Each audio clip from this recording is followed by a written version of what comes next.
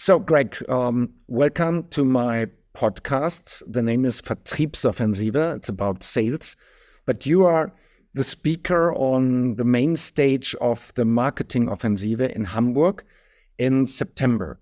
So, thank you for being part of my podcast. Let's talk about marketing and branding.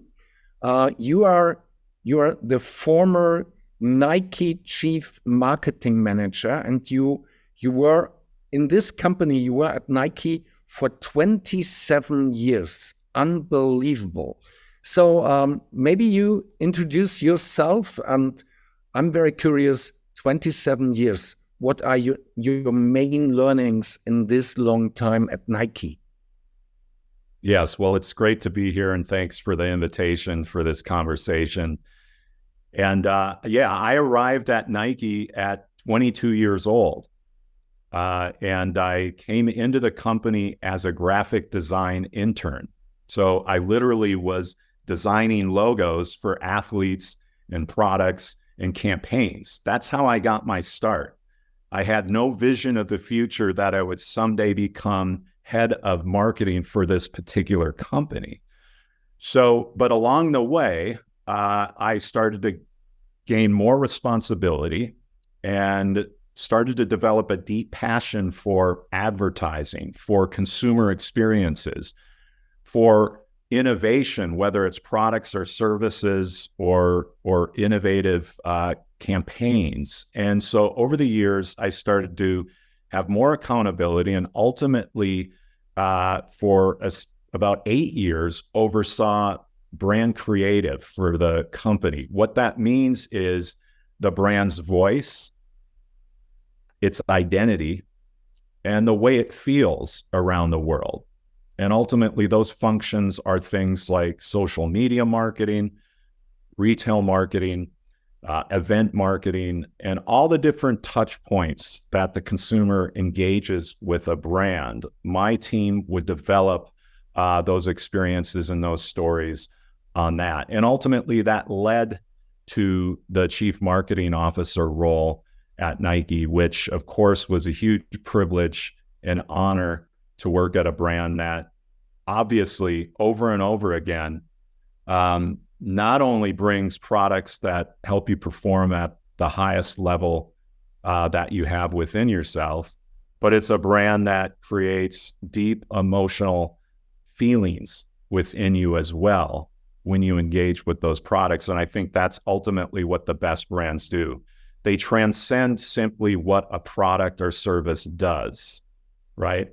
They spend time thinking about how a product or service or a brand is going to make you feel about yourself, make you feel empowered that you're going to be able to achieve your highest potential as a human being, regardless of what business sector you work within. Mm-hmm. All right. Nike is known as a very creative company and very creative marketing. What kind of creative ideas do you think helped Nikes to stand out and make people loyal to the brand? And what can we as small and medium companies in Germany, what can we learn about this? Yeah, great question. So I grew up in a culture where one of the overriding maxims was lead from the front. So that meant in athletics that you go out first and you go out fast and the competition follows you. So within the world of business and marketing, what this means is you're going to strive to be an innovation front runner. You're going to take those risks before everybody else. You're going to learn from failure, but ultimately when you're trying new things, it's not really failure. It's just the price of innovation on the journey to creating something that's quite dynamic and disruptive in your industry. So one of the biggest takeaways for the audience is making sure you're setting aside time and protecting that time to dream about the future, right? What emerging technologies, capabilities, and platforms are out there, and how would that apply to your business, to your marketing, right? Don't wait for someone else to do it, right? You need to go out and make sure you're spending the time to experiment so that you're the one that's leading from the front, not your competition. Yeah, be the first. That's right. The second is first loser. Yeah. Every brand faces problems, and so Nike as well.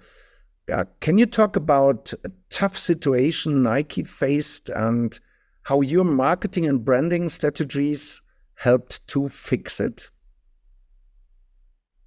Yeah, well, I think any brand, especially when you're a dominant leader within your category, there's always going to be smaller brands that are coming along and making a lot of noise, right? They're new, they're disruptive, they're fresh. And it's always important for you as a brand, again, whether you're a small business, whether you're an entrepreneur, whether you have a products and services company, you're not just marketing the performance attributes of your products. You also, again, have to remind people about your purpose and promise. Like, why do you exist as a brand, right? I always have this mantra. Good brands create moments, but great brands create movements, right? You're always reminding your customer, what's that audacious vision of the future that you're inviting them to be a part of with other passionate people like themselves? Your product is an invitation to that movement. So oftentimes, if we were facing adversity as a marketing or as a brand, right, we leaned into that mantra, just do it, which is the ultimate invitation for everyone to achieve their highest human potential. But if you're not out there investing in brand marketing and you're just investing in product marketing, then most likely you might wake up someday and say, what happened to our brand?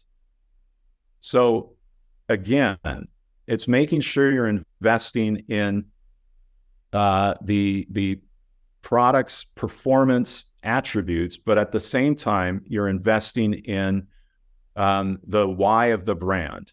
Like, why do you exist? What's your purpose? Where are you taking everyone? And how is the world going to be a better place with your brand within their lives? Okay. The world a better place. So let's talk about the future. What is next? How do you think marketing and branding will change in the next few years? What do you think? What will change? Everybody talks about AI and so on. Will it have an impact on marketing and branding? Absolutely. If you think about the speed of the consumer, right?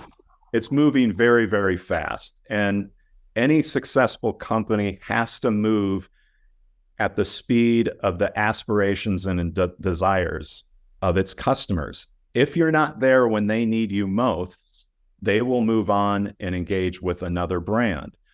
So the good news for marketers and business leaders is these new capabilities, certainly within AI, that allow you to accelerate your ability to deliver marketing assets, communication, your brand voice to the consumer with more speed. But here's the issue as we move ahead. We have to make sure we're not trying to deliver more faster, right? You have to deliver with greater speed, but what you deliver has to be meaningful and inspiring and insightful.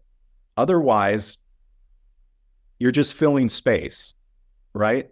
So there's a lot of messages out there in terms of the future of marketing of deliver more at greater speed, but that's not going to necessarily create a stronger emotional connection in the future with your customers, right? If you're just reporting the news and there's nothing insightful about what you're saying about your products and services, you're just reporting what exists at face value. They can find that on their own. So for us, for marketers, our superpower is being able to peel back the layers, right? And reveal a truth or insight that's quite interesting. And then we communicate that in a profound way with our storytelling. But you have to start that process as a human being. AI can help give you, enrich the idea, right? With a variety of different options at your fingertips, which is a fantastic advantage.